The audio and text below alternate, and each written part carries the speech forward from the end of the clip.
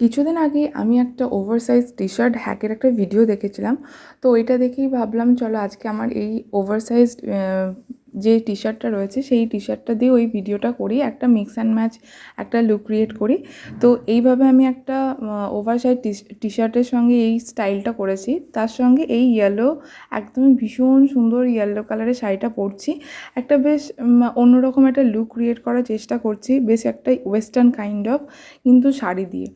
তো এই হচ্ছে একটা পুরো লুকটা, দেখুন কীরকম লাগছে, আপনারা অবশ্যই আমাকে কমেন্ট করে জানাবেন। আর শাড়িটা ঠিক এই কোমরের দিক থেকে না একটু কাউল এফেক্টটা রাখবেন, তাহলে শাড়িটার লুকটা খুব ভালো ভালো আসবে।